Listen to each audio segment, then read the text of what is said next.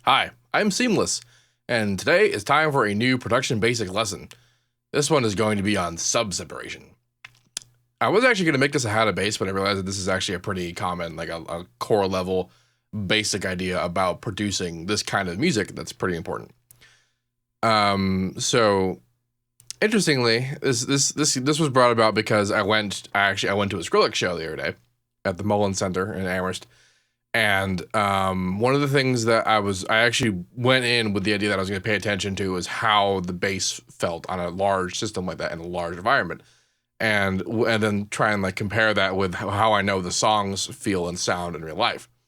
And with this in mind, I noticed that I think I would never analyze songs like that he played, like his songs as well, and also like Zomboys and that style of music in general. Is that like I noticed that there's just generally a very solid, clear, unaffected, uncut sub beneath things. There can be sidechain, it can actually chop off during rhythmic parts of sections, but generally speaking, the sub is very clearly not sourced from whatever the sound was that it was playing with, and this was very clear in the live environment where the mid-range basses that I would often attribute to being the basses in a song sounded almost unrelated to what the actual low end was doing in the songs.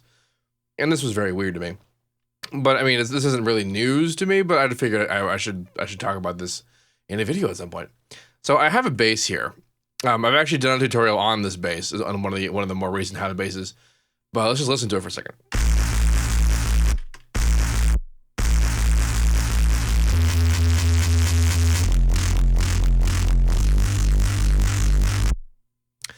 Among its complications, it is still at heart a pretty basic Reese concept. Now, let's look at what it's doing in terms of harmonic activity. Pay attention mostly to the low end.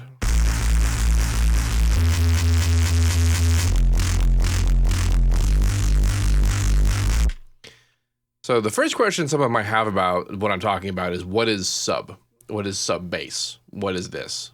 What is? A sub bass is essentially the fundamental tone of your bass, which is to say that. The lowest single harmonic. But notice that when I zoom all the way down here, on a very distorted, very pitchy, weird sounding sound, that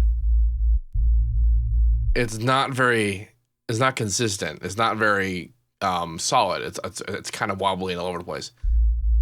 What we want that to look like, instead of what's happening here, we want that to look like just what a sine wave looks like by itself.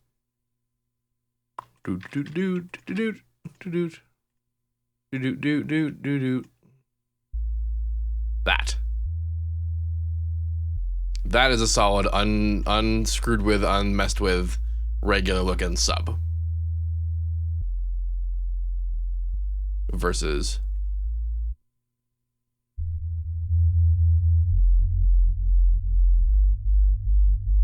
now, just listening to that, you might be thinking to yourself, okay, well, I can see visually that there's some differences there, but I didn't really discern, I didn't really hear a difference. That wasn't really a big deal.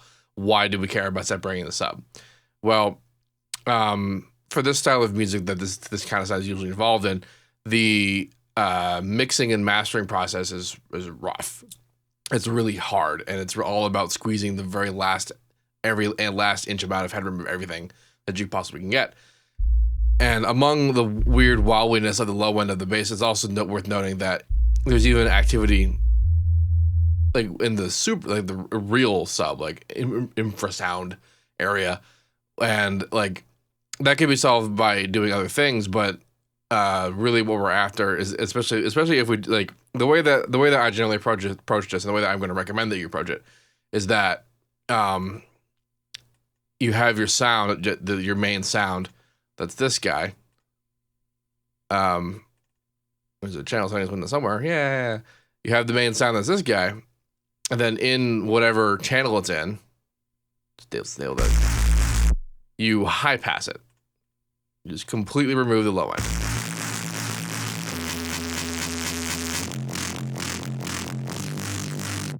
Now, at which point you want to do that, like how high is determined to just sort of there's two ways to kind of think about it. A, just do it the way you think you want to have it sound, just do it by ear. Or B, Do it to 150 hertz because I have been given advice from someone who would know a lot about this, that's a good idea.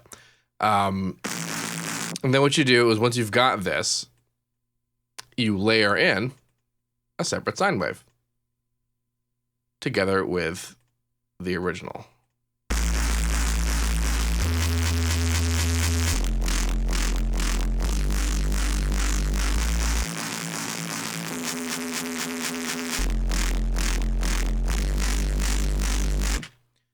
And you can see this is the master EQ now, so we can see them being summed together, and the low end, despite all the crazy movement happening in the highs and the mids, the low end is static.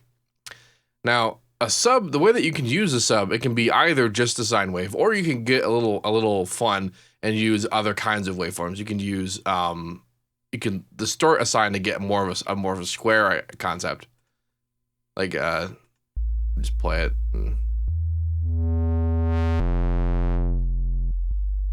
Sometimes what I like to do is I'll use Harmor, and then I'll only use a couple of first harmonics in the saw type.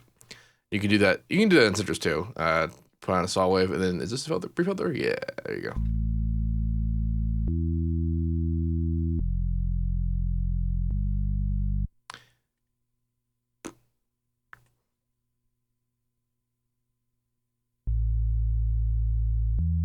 Some people also just like playing an octave in their sub.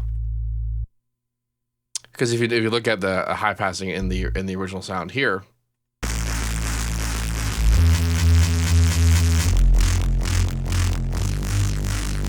the 150 cut, if we go with that, actually did cut out more than just the subist frequency. It cut out the first harmonic and maybe even a little bit of the third harmonic as well. The second harmonic, first and second harmonics. So like if you want to truly recreate the low end of the sound that you're using, then you might want to do that. Or if honestly you don't want to do that, because sometimes you don't. Sometimes those harmonics are kind of where the mud comes from, and this is a good way of clearing that up. Just by kind of doing like this. Sometimes saturation, like some kind of, you can just use saturation just to start it a little bit. And I mean, on a sine wave, it'll do what we just described there earlier. It'll create kind of like it'll add essentially the harmonic profile of a square wave.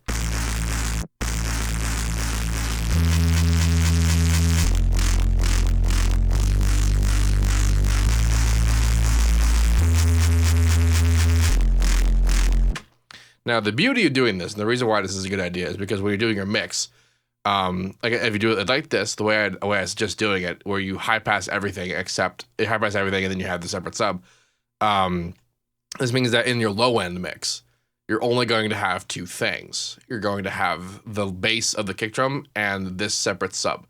And so the entirety of the low end, which contains the most powerful and loudest and most disruptive elements in a mix, are only going to have two things that you ever have to worry about being mixed together. This makes mixing just way easier. And it's not something I do a huge amount of, and it's kind of born of laziness that I don't do that. Especially when I'm doing huge amounts of like ultra resampling, and then I cut up stuff and chop it around and whatever, then I don't even know what the original sub was. Like this example that I'm giving here, we have MIDI. We have precisely what has happened here, and we just take it and we cloned it, and then that's the end of it. Other artists actually, Evoke talked about this when he was on his live stream with me before, about how when he designs his resampled patches, after he makes the crazy sound that he makes, he layers inside the sample itself a single sine wave, so that when he plays the resampled sound, that sine wave is present there. So he has a separate sub built into the sound that he's using himself. This, if you're going to do, and that's kind of the other way that you can do it, is that you do the separate sub thing per sound. And like, for example, in this, we have a big old patcher patch here. I could conceivably do a separate sub myself. In fact, the way that I would do that is essentially the same way we did it with the mixer side, which is to just high pass everything at 150. If I want, and then I could either create a separate plugin that is just a sine wave, or I could even just take the sub from here. Is that what this is? This is what that is. It's this guy here. So I can just take this and go all the way to the end there. And then now I have the unaffected original sub from the actual original plugin coming here, all the way over here. This is the high passed affected version, and this is the unaffected original source.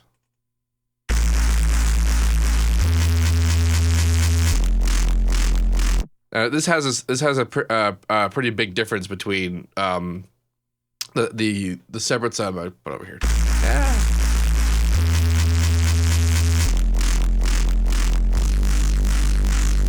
This has a pretty big difference between the separate sub that we were doing manually earlier with the totally separate plugin versus using the source. Especially because this is a Reese-based sound, we still have the phase cancellation due to pitching that we get when we have the Reese.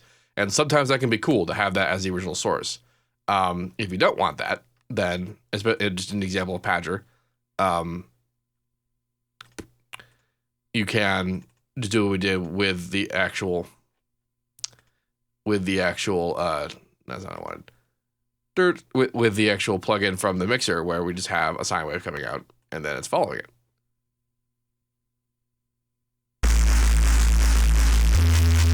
And now we're doing this at the sound level. We're not actually mixing it in here. It's at the actual generation point where there's now a separate sine that's being reinforced directly from here. And a lot of plugins have this option. A good example would be Serum, actually. Serum has this entire sub oscillator that exists here. And one of the big buttons right there is the direct out button. And what this does is it bypasses everything. It doesn't go into any filters. It can make it go into filters. You can see here's the sub option here. It doesn't go into any of the effects. It doesn't get processed by Serum. It just goes out. And so this means in the effects actually there's an EQ, and then you can engage a high pass, change your values that you want, and then you can set it to be at the cut you want for the sound that you're making in the plugin. And then the output, the output is going to have the sub added to it. So like the Patcher example, we have a sound that doesn't have the problems that usually necessitate having a separate sub. And then of course you have different sub options. You have the sine wave, saturated sine wave, triangle wave, saw wave, square wave, and pulse. And these different kinds of things will have different applications based on a different sound that you're using. And really all that it comes down to is that you listen to it and think that if you think it sounds good with it, then just use it. That's really all there is to it. I was going to mention something about, so there are sounds and styles of music where like separate sub mixing is almost entirely unnecessary.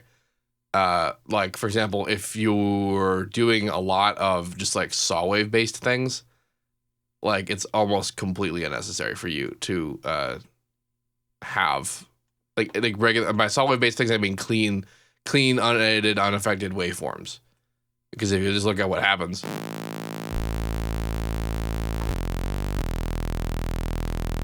you already have clean, unaffected, unmolested sub frequencies.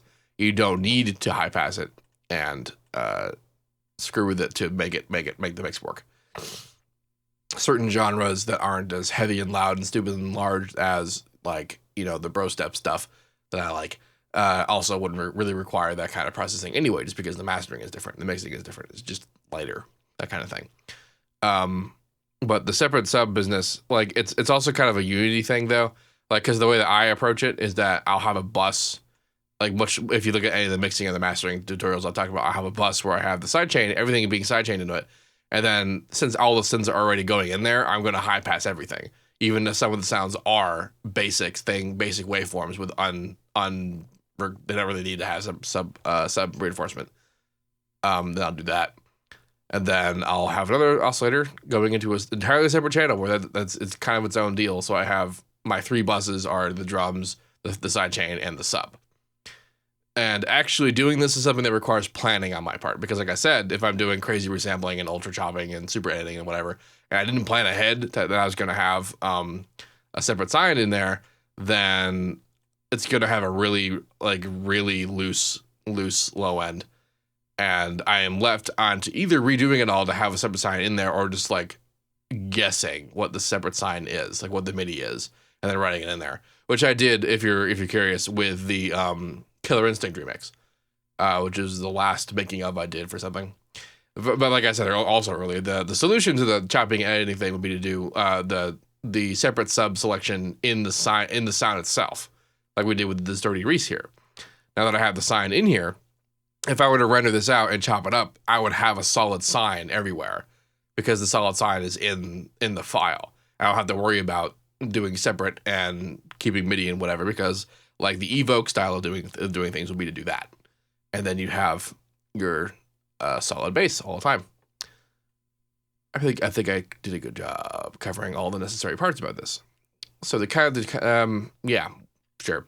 If anybody has any questions about any of this, let me know. As usual, have a nice day. Haha.